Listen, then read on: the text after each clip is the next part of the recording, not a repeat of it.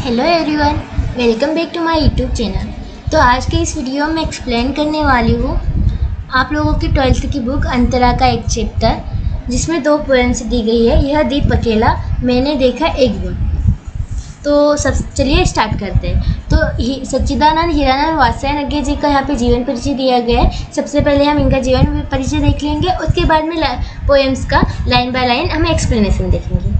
तो आप इसे शॉर्टकट में पढ़ सकते हो, क्योंकि अगर मैं इसे लाइन बाय लाइन एक्सप्लेन करना स्टार्ट करूँगी तो ये वीडियो बहुत लॉन्ग हो जाएगा। तो मैं आप लोगों को इनका ओवरऑल जीवन परिचय बता देती हूँ, और इसे आप लोग पढ़ोगे तो आप लोगों को ईजिली समझ में आ जाएगा। तो जो अज्ञे जी है वह हिंदी साहित्य के प्रयोगवाद और नई कविता के पुरुष माने जाते हैं। आप लोगों को पता होगा बहुत सारे युग आए होंगे हमारे हिंदी साहित्य में, तो उनमें से प्रयोगवाद और नई कविता के अलग युग है, जिसके कवि है सच्चिदानंद हीरानंद वात्स्यायन अज्ञे जी। और इनका अज्ञे जी इसलिए आया है पीछे क्योंकि इन्होंने अज्ञे नामक एक रचना की थी। तो इनका जन्म 1911 में कुशीनगर में हुआ था, और इनका बचपन लखनऊ, श्रीनगर और जम्मू में बीता था। वे जो हीरानंद जी है वो विज्ञान में BSc की छात्र थे। फिर उन्होंने अंग्रेजी से MA किया, और क्रांतिकारी आंदोलन में भाग लेने के कारण उन्होंने जेल भी जाना पड़ा, जिसकी वजह से क्या हुआ, उनकी पढ़ाई क्या है बीच में छूट गई थी। उन्होंने तार सप्तक का संपादन किया, जिसमें जिन्होंने हिंदी कविता में एक नया मोड़ लाया। तो जो तार सप्तक था उसमें एक सप्तक में क्या रहता था, 7 अलग अलग कवियों की कविताएं रहती थी। तो उन्होंने इस तरह तार सप्तक स्टार्ट किया। उन्होंने पहला, दूसरा और तीसरा उनका संपादन लाया था, और उन्होंने बहुत सारी कई पत्रिकाओं का संपादन किया था। और उनकी प्रमुख रचनाएं आंगन के पारदौर, कितनी नावों में कितनी बार। और उनको ये साहित्य अकादमी पुरस्कार, भारत भारती सम्मान और भारतीय ज्ञानपीठ पुरस्कार मिला है। और उनका उपन्यास शेखर एक जीवनी और नदी के दिन। तो आप लोगों को इनकी काव्य रचना के बारे में पता होना चाहिए। एग्जाम में अगर जीवन परिचय लिखने आता है तो आप लोगों से पूछा जा सकता है। और कभी कभी मैच द कॉलम आता है, यानी कि सही जोड़ी। उसमें क्या होता है, यहाँ पे रचना दी जाती है और यहाँ पे लेखक का नाम दिया जाता है, तो आपको उसका मिलान करना होता है। तो आप लोगों को मेन जो फेमस उनकी रचनाएं उनके बारे में आप लोगों को पता होना चाहिए। उनकी कविता में व्यक्ति की स्वतंत्रता और प्रकृति प्रेम का गहरा प्रभाव है, और वे व्यक्ति की सत्ता को समाज के साथ जोड़ने के पक्षधर में। ठीक है, अब यहाँ पे पोएम का शॉर्ट में समरी दिया गया है, लेकिन अगर हम यहाँ पे लाइन बाय लाइन एक्सप्लेनेशन देख रहे हैं पोएम का, तो मुझे नहीं लगता कि आप लोगों को ये एक्सप्लेन करने की ज़रूरत है। अगर फिर भी आप लोगों को चाहिए तो मैं इस पर एक अलग वीडियो बना दूँगी, और इसे आप खुद से पढ़कर भी समझ सकते हैं। तो हम direct line by line explanation देखेंगे, क्योंकि अगर हम इसे एक्सप्लेन करने बैठेंगे तो यह वीडियो बहुत ज़्यादा लॉन्ग हो जाएगा, और इन द एंड वही मीनिंग निकलने वाला है जो मैं पोएम का लाइन बाय लाइन एक्सप्लेनेशन करूँगी। तो अगर आप लोगों को चाहिए तो आप कमेंट करके बता दीजिए, मैं आप लोगों को इसे भी एक्सप्लेन कर दूँगी। तो सबसे हम इसका एक्सप्लेनेशन देखना स्टार्ट करते, चलिए देखते हैं। सॉरी। तो इस कविता की जो मेन थीम क्या है, इसमें व्यक्ति को समाज को सौंप देने के लिए कहा गया है। लेकिन यह उन्होंने दीपक के माध्यम से कहा गया है कि जब दीपक अकेला होता है तो उसकी रोशनी होती है, तो वो खुश होता है, गर्व करता है, क्योंकि उसमें वो चीज़ है, कोई स्किल है, मतलब कोई पावर है। लेकिन वो तब तक के सार्थक नहीं होती जब तक कि वो एक लाइन में नहीं आ जाता, मतलब कई दीपों की पंक्ति में नहीं आ जाता। इसकी सार्थकता तभी है जब वो साथ मिलके जगमगाए, साथ मिलके रहे। तो उसी प्रकार इंसानों के बारे में, व्यक्ति के बारे में कहा गया है कि व्यक्ति अकेला बहुत पावरफुल, बहुत अच्छा होता है, लेकिन जब तक वो अकेला होता है उसकी सार्थकता नहीं होती है। जब वो समाज में मिल जाता है तो समाज में मिलकर वो दूसरों को भी इन्फ्लुएंस करता है, और उसके साथ साथ वो राष्ट्र हित के लिए काम करता है, तब वो उसकी सार्थकता होती है। तो जो अकेला इंसान है वो कुछ नहीं कर पाता, लेकिन वो समाज के साथ मिल जाए तो वो बहुत कुछ कर सकता है। इस पोएम में इसी चीज़ को एक्सप्लेन किया है हीरानंद जी ने। तो कवि का मानना है कि व्यक्ति गुणवान और शक्तिशाली है, लेकिन उसकी सार्थकता तभी है जब वह समाज के साथ जुड़ जाए। तो चलिए अब हम इसका लाइन बाय लाइन एक्सप्लेनेशन देखते हैं। यह दीप अकेला स्नेह भरा है, गर्व भरा मदमाता, पर इसको भी पंक्ति को दे दो। तो जो प्रस्तुत पंक्तियों में कहा गया है दीपक, तो यहाँ पे क्या किया है, मानवीकृत नहीं किया गया, लेकिन ऐसा है कि जो उन्होंने दीपक के बारे में बताया गया है, लेकिन इन रियल इसका कॉन्टेक्स्ट व्यक्ति और समाज से। तो पहले मैं आप लोगों को दीपक के बारे में बता दूंगी, फिर उसके बाद में इंसानों के इसमें इसका क्या मतलब कहा गया है मैं आप लोगों को उसे एक्सप्लेन करूँगी। यह दीप अकेला स्नेह भरा है, गर्व भरा मदमाता, पर इसको भी पंक्ति को दे दो। तो यह जो दीपक है वो तेल से भरा हुआ है, मतलब यह जो व्यक्ति है वो स्नेह और प्रेम से भरा हुआ है। इसे अपने गुणों पर गर्व है और यह अपनी मस्ती में डूबा है। लेकिन अकेले दीपक का प्रकाश सीमित है। यदि इसे दीपों की पंक्ति में शामिल कर दिया जाए तो इसकी महत्ता बढ़ जाएंगी। तो मतलब यह दीपक अकेला है और खुश है, लेकिन अगर हम इसे पंक्ति में दे दें तो इसकी क्या है, महत्ता बढ़ जाएंगी। ऐसे इंसानों के बारे में कहा गया है, कोई जो इंसान है, कोई एक व्यक्ति है, वो प्रेम से भरा हुआ है, उसमें बहुत सारी अच्छी अच्छी चीज़ें हैं और वो खुश है, लेकिन अगर वो समाज में मिल जाए तो समाज का भी क्या हो जाएगा, कुछ भला हो जाएगा और समाज की भी क्या हो जाएंगी, महत्ता बढ़ जाएंगी। यहाँ दीपक से तात्पर्य व्यक्ति से है और पंक्ति से तात्पर्य किससे है, समाज से है। यह जन है गाता गीत, जिन्हें फिर और कौन गाएगा, पनडुब्बा ये मोती सच्चे, फिर कौन कृति लाएगा। तो पनडुब्बा से मतलब क्या है, गोताखोर से। तो गोताखोर क्या होता है, जो समुद्र है उसके अंदर जाता है नीचे और क्या जाता है, वहाँ से वो सीपी निकाल के लाता है और सीपी में से क्या निकलता है, मोती। तो मेनली गोताखोर का काम क्या होता है, जो जल वाली चीज़ें, मतलब जल क्या, तालाब तो नहीं कह सकते, लेकिन नदी हो गई, समुंदर हो गया, तो गोताखोर उसमें जाते हैं और सीपी में से मोती निकाल के लाते हैं। तो यह जन है, जो मतलब यह जो व्यक्ति है वो अच्छे सच्चाई के गीत गाता है और लोगों में क्रांति लाता है। लेकिन अगर यह नहीं लाएगा तो वो क्रांति कौन लाएगा। इसका एग्जाम्पल किससे कंपेयर किया गया है, गोताखोर से, कि जो गोताखोर है वो नदी यानी कि समंदर में नीचे तक के जाता है और सच्चाई के मोती लेके आता है। अगर यह मोती लेके नहीं आएगा तो कौन लेके आएगा। तो इसका मतलब यही है कि अगर व्यक्ति समाज में बदलाव लेके नहीं आएगा तो और कौन बदलाव लाएगा। तो जो यह व्यक्ति एक ऐसा गायक है जिसके गीतों में मौलिकता है, अच्छाई है और सच्चाई है। यह उस गोताखोर की तरह है जो गहरे विचारों के समुद्र से सच्चे मोती खोज कर लाता है। अगर ये समाज से नहीं जुड़ेगा तो इसके अनमोल विचार दुनिया तक नहीं पहुंचेंगे। मतलब अगर यह अकेला रहता है तो इसके जो विचार है दुनिया तक नहीं पहुंचेंगे, तो दुनिया में चेंजेस कौन लाएगा। यह समिधा ऐसे आग हटीला बिल्ला सुलगाएगा, यह अद्वितीय, यह मेरा, यह मैं स्वयं विसर्जित। तो इसमें क्या समिधा क्या होता है, समिधा वह होता है जो हवन कुंड में जो जलने वाली लकड़ियाँ होती है उसे समिधा कहते हैं। ठीक है, यह मेरा, यह मैं, स्वयं विसर्जित। मतलब ये सब क्या है, अहम की भावना है। मैं यानी कि हम क्या है, हम सबको लेके चलने वाली भावना होती है, और मेरा, मैं, माई सेल्फ, ये सब क्या है, अहम की भावना है। ये सब अहंकार की भावना है। मतलब मैं ही सर्वश्रेष्ठ हूँ, मैं ही सब कुछ कर सकता हूँ, मेरा घर है, ये सारी अहम की भावना कही जाती है। विसर्जित मतलब इसको विसर्जित कर देना। तो इसमें कवि ने क्या कहा है कि जैसे हवन कुंड में समिधा है वो खुद सेक्रीफाइस होकर खुद जलकर दूसरों को ऊर्जा देती है, इसमें जो वैसे ही क्या है, मैं ये सब जो अहम की भावना है उसको विसर्जित कर देता हूँ। मतलब व्यक्ति यज्ञ की उस लकड़ी के समान है, समिधा के समान है, जो खुद जलकर दूसरों को ऊर्जा देती है। इसमें जो संकल्प की आग है वह दुर्लभ है। कवि कहता है कि यह मैं अहंकार का त्याग करके समाज के कल्याण के लिए खुद को समर्पित करने को तैयार हूँ। जैसे समिधा खुद को समर्पित कर रही है, वैसे ही मैं अपने अहंकार को त्याग करके खुद को समर्पित कर देना चाहता हूँ। यह दीप अकेला स्नेह भरा है, गर्व भरा मदमाता, पर इसको भी पंक्ति को दे दो। तब इसका मतलब तो आप लोगों को डबल से एक्सप्लेन करने की ज़रूरत नहीं, समझ में आ गया होगा कि यह जो दीपक है वो प्रेम पूर्ण भरा है, वो गर्व कर रहा है, मदमाता है, मस्ती कर रहा है, इसको भी पंक्ति को दे दो, मतलब लाइन को दे दो। लेकिन पंक्ति से यहाँ पे क्या मतलब है, समाज। तो यह जो व्यक्ति है वो प्रेम पूर्ण भरा है, शक्तिशाली है, इससे हम समाज को दे दो तो समाज का भी कुछ कल्याण हो जाएगा। फिर इसके बाद में है,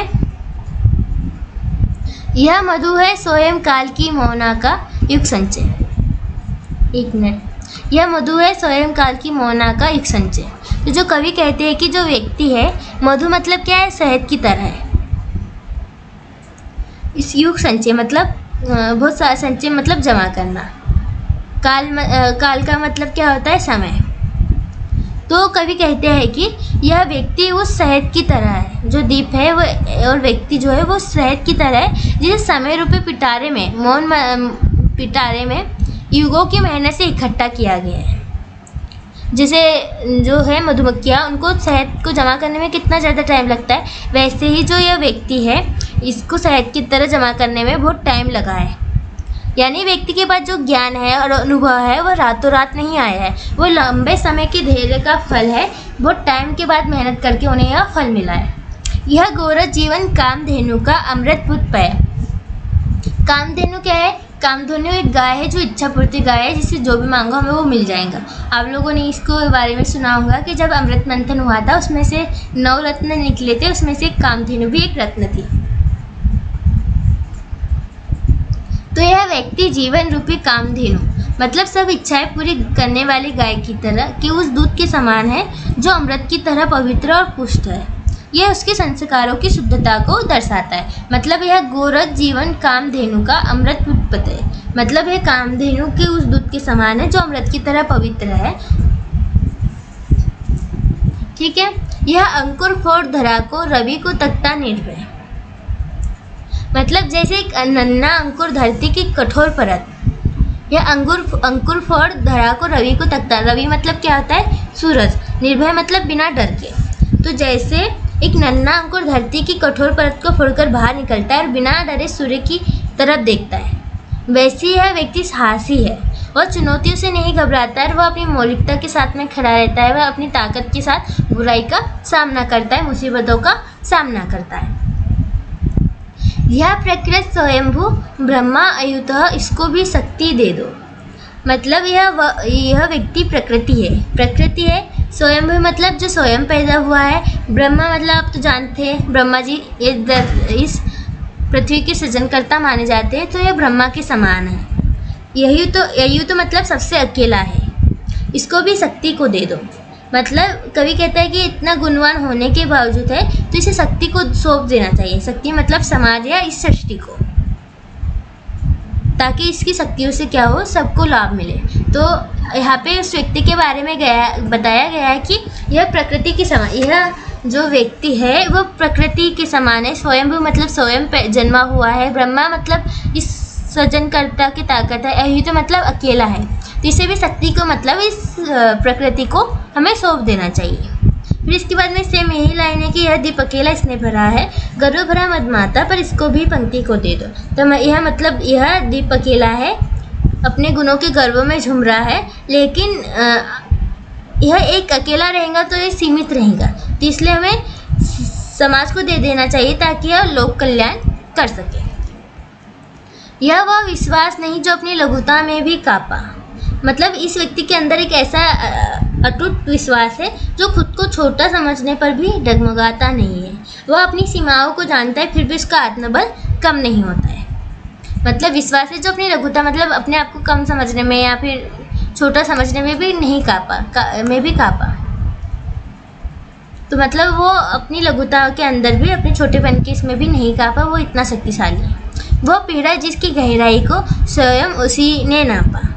मतलब इसने जीवन में बहुत दुख देखे और उस पीड़ा की गहराई को किसी और ने नहीं बल्कि उसने खुद ने महसूस किया।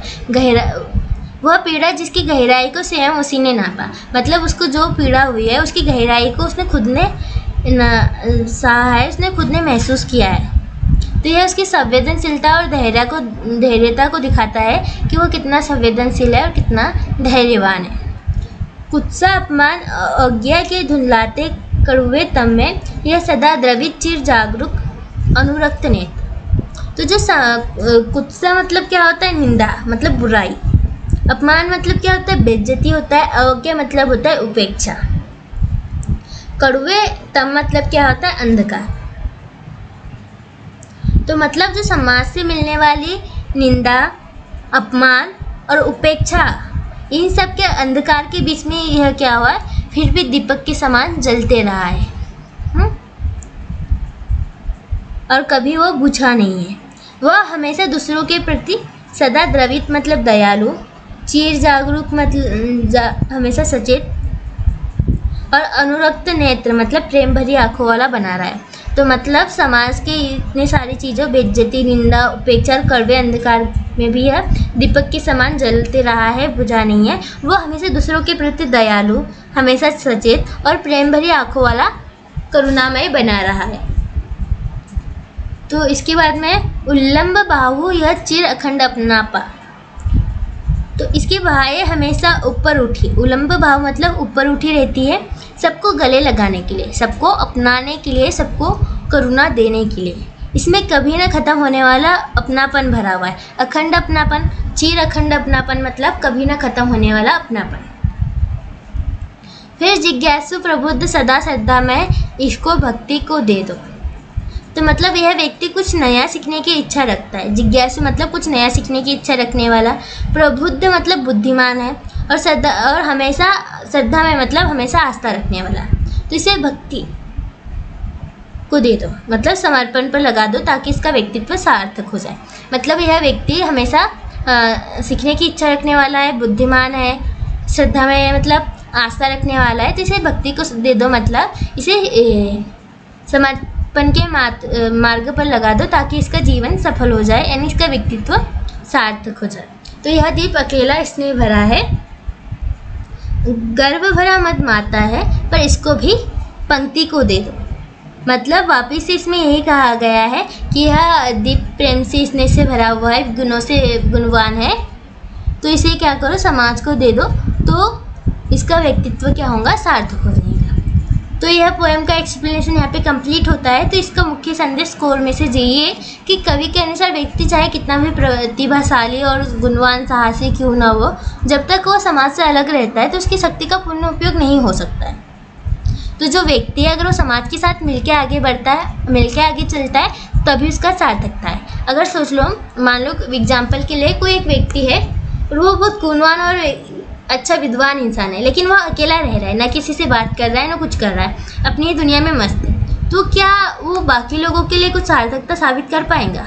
वो सिर्फ एक कुएं का मेंढक बन के रह जाएगा, जो उसका नॉलेज सिर्फ उसी तक सीमित रह जाएगा। लेकिन अगर वह व्यक्ति सोसाइटी में जाके मिलता है तो उसके विचारों का आदान प्रदान होगा, वो लोगों के साथ में अपने विचार को शेयरिंग करेगा, लोगों से बातों में क्या होगा, उसके पास जो नॉलेज है वो शेयर होगा, जो उसके गुणों से बाकी लोग प्रभावित होंगे, इन्फ्लुएंस होंगे, और वो लोग भी उसी राह पर, अच्छी राह पर चलने लगेंगे। तो इससे क्या होगा, बाकी लोगों का भी भला होगा और उसके जो व्यक्तित्व का है वो सार्थक होगा।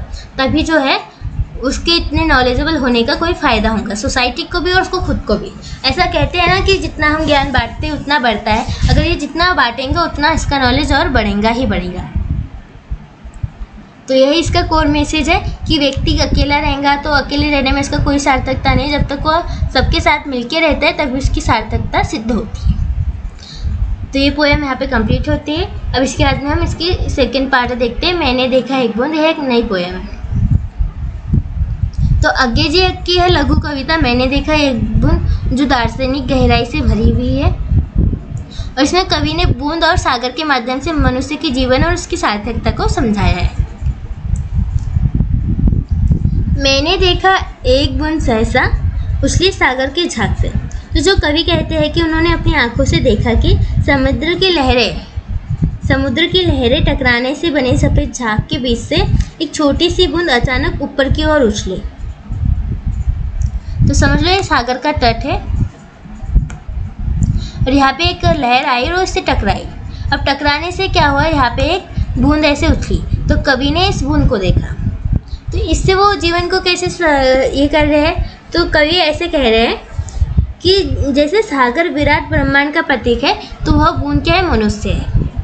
तो ये सागर का किनारा था, यहाँ से पानी की एक बौछार आई और टकराई, तो इससे क्या हुई, एक बूंद उछली। उसी प्रकार मैंने इस विराट रूपी ब्रह्मांड सागर में एक मनुष्य को देखा, मनुष्य को जाना। रंग गई क्षण भर ढलते सूरज की आग से।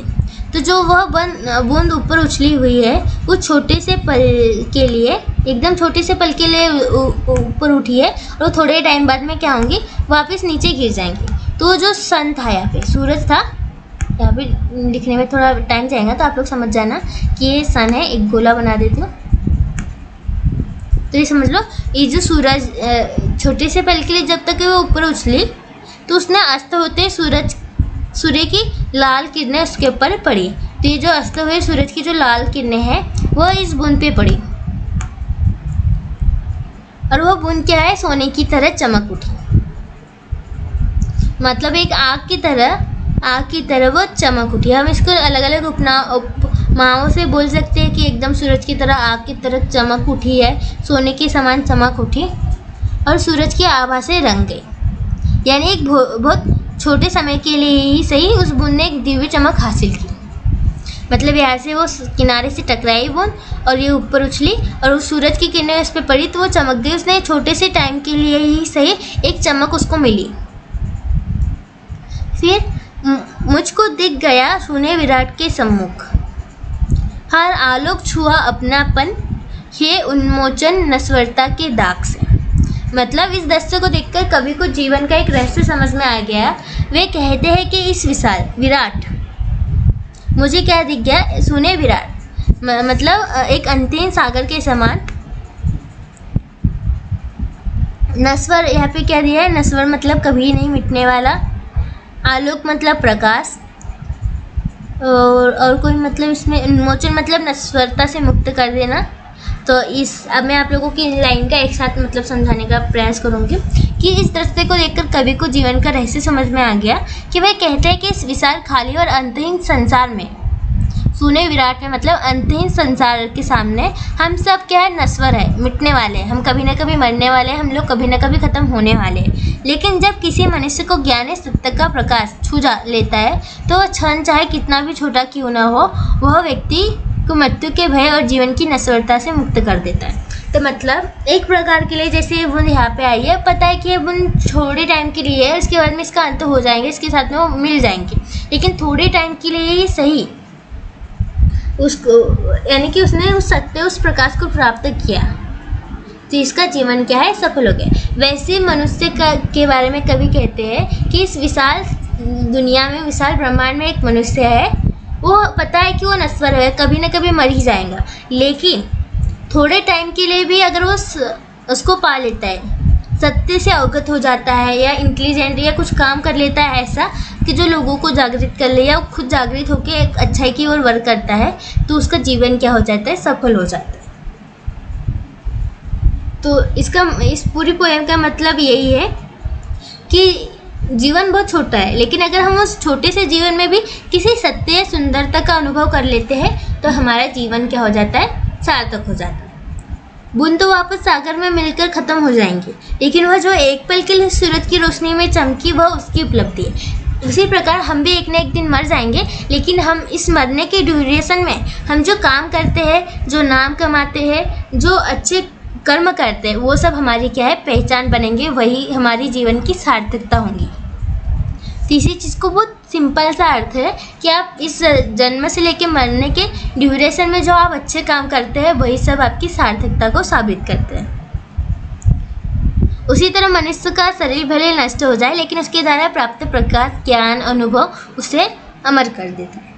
इसमें बूंद को व्यक्ति से जोड़ा गया था, सागर को समाज या इस ब्रह्मांड से जोड़ा गया था, सूरज की आग को उन्होंने ज्ञान या दिव्य प्रकाश कहा था। तो इन सब के इसमें उन्होंने कंपेयर करके एक बहुत प्यारी पोएम लिखी है जो दार्शनिक है। इसमें वो अपने इंसानों के अस्तित्व को दर्शाती है। तो मैंने आप लोगों को दोनों पोएम एक्सप्लेन कर दी है। आशा करती हूँ कि आप लोगों को समझ में आया हो कि इसमें एक दीपक और पंक्ति के माध्यम से कवि ने व्यक्ति और समाज को लेकर कहा गया था, और इसमें बूंद के माध्यम से व्यक्ति के अस्तित्व के बारे में बात की गई थी। तो आशा करती हूँ कि आप लोगों को इन दोनों पोएम्स का एक्सप्लेनेशन समझ में आया होगा। अगर आपको कुछ समझ में नहीं आया, कोई डाउट है, तो आप कमेंट करके पूछ सकते हैं। और साथ ही साथ इसके क्वेश्चन आंसर मैंने एक नेक्स्ट वीडियो में एक्सप्लेन कर दिया है, क्योंकि अगर मैं इस वीडियो में एक्सप्लेन करती तो ये वीडियो बहुत लॉन्ग हो जाता, तो इसलिए मैंने इसे नेक्स्ट वीडियो में एक्सप्लेन किया है। अगर आप लोगों को देखना है तो आप मेरे चैनल पे जाकर देख सकते हैं। अगर आपको कोई डाउट है, कुछ पूछना है, या अदर किसी चैप्टर का आपको एक्सप्लेनेशन चाहिए तो आप कमेंट कर सकते हैं, मैं उसे अपने चैनल पर एक्सप्लेन करके अपलोड कर दूँगी। So thank you so much for watching this video. मिलते हैं नेक्स्ट वीडियो में।